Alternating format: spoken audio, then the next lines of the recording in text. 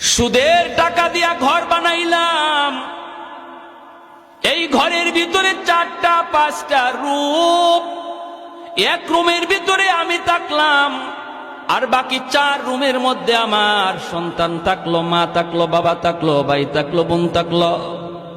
আল্লাহ পাক রব্বুল আলামিন এই 5টা রুমের হিসাব আপনার কাছ থেকে একা নিব। যারা ছিল এরা ফাও ফাও ছিল, এদের কোনো হিসাব নাই, হিসাব দিবে তুমি একা। এজন্যই তো এক বড় ভাইকে ছোট ভাই বলতেছে, ভাইয়া সাবধান, ভাইয়া তুমি সুদের ব্যবসা কইরো না, সুদে টাকা আইনো না, সুদখোরের কাছে তুমি যাইও না, অল্প হলেও তুমি এর উপরে সবর করো, আল্লাহ বরকত দিয়ে দিবে। বড় ভাই কই চুপ থাক, তুই মাদ্রাসায় গেছো মাত্র, এখনই পণ্ডিতি কইরো না, এখনো কিন্তু বড় হুজুর হও নাই, চুপ কর, তুই বেশি কথা বলবি না। ছোট ভাই বলতেছে, ভাইয়া ও ভাইয়া তোমার হিসাব কিন্তু কেউ দিবে না, কেউ দিবে না, হিসাব শুধু তুমি একা একাই দেওয়া লাগবে। বড় ভাই কয় কসকি তুই, আমি কষ্ট করে করে আইনা সবাইরে খাওয়াইলাম, আমার বিপদের সময় কেউ দাঁড়াবে না। কয় না, ভাবিও তোমার বিপদের সময় দাঁড়াবে না, ভাতিজাও তোমার বিপদের সময় দাঁড়াবে না, আব্বাও তোমার বিপদের সময় দাঁড়াবে না, আম্মাও দাঁড়াবে না, আমি তো দাঁড়াইমু না। ওই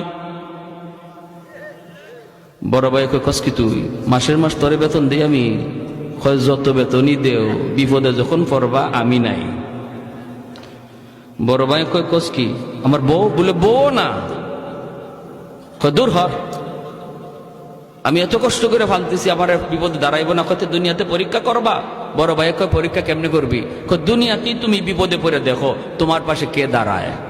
কয় কেমনে বুঝমু? কয় তুমি মরা মানুষের বান্দইরা বিছানায় পড়ে যাইও, বাকিটা শুধু খালি শুনবা কে কি কয়।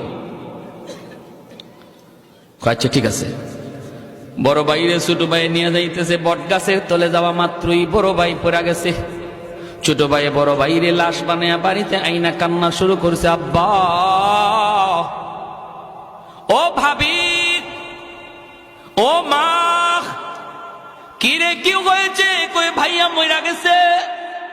কেমনে? কয় জানি না, বটগাছের তলে যাওয়া মাত্রই দেখা যায় ভাইয়া মাটিতে পড়ে গেছে।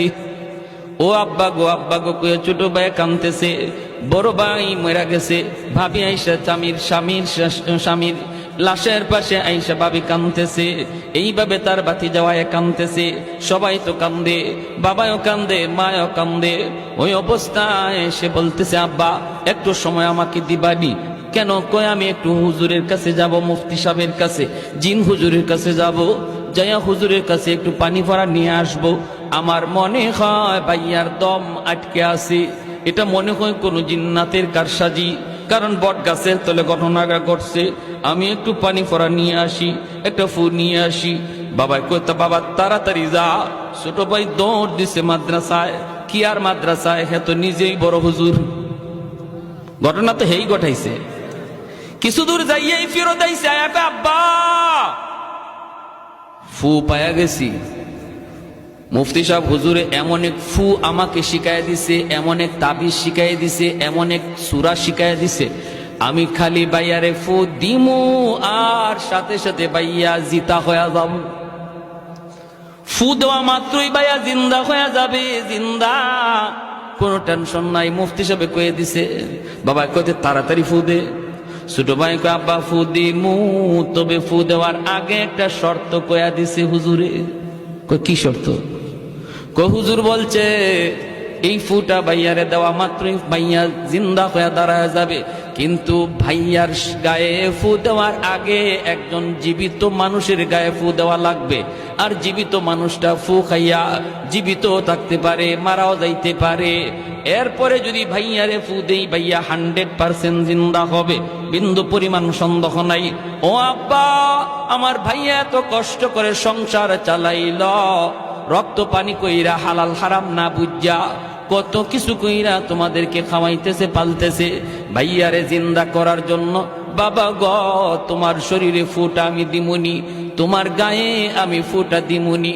তুমি ফু খাইয়া বাঁচতেও পারো, জীবিত থাকতে পারো, তবে জীবিত থাকাটার সম্ভাবনাই বেশি, মারা যাওয়ার সম্ভাবনা খুব কম। ভাইয়ারে বাঁচাইতে আব্বা তোমার গায়ে ফুটা আমি দিমুনি। এমনি বাপে কয় রাখ। এর বউরে ডাক দে, বুঝছেন অবস্থা কি কয়? কয় রাখ। ছোট ভাই আব্বা তুমি যে মরে যাইবা এটা কিন্তু 100% না, সম্ভাবনা আছে, তবে বাইয়া যে জিতা হইব এটা 100%। আব্বা বাইয়ার লাগে কি তুমি এই রিক্সটা লইবা না? কয় রাখ রাখ। এর বউরে ডাক দে, আমি রিক্সে যেতে রাজি না। বাপে কি কয়? আমি রিক্সে যেতে রাজি না, বউরে ডাক দে। হে কানে কানে বাই মরানা জিতা, জোরে কোন না মরানা জিতা। বাপে যে কইছে আমি রিক্স লইতে রাজি না, এই কথা ভাইয়া শুনছেনি? হ্যাঁ, কানে কানে গিয়া কয় ভাইয়া শূন্য, খালি শুন ভাই তুমি। আর হেও আস্তে আস্তে কয় তুই দেখিস ফাঁকে দেনি কেউ আবার গরম পানি ডালে। কয় না না এই চিন্তা করো না তুমি, আমি আছি, হয়তো খেয়াল রাখে, আমি সব শুনতেছি। বাবি ডাক দিছে, ও বাবি ভাইয়া ভালো হইব।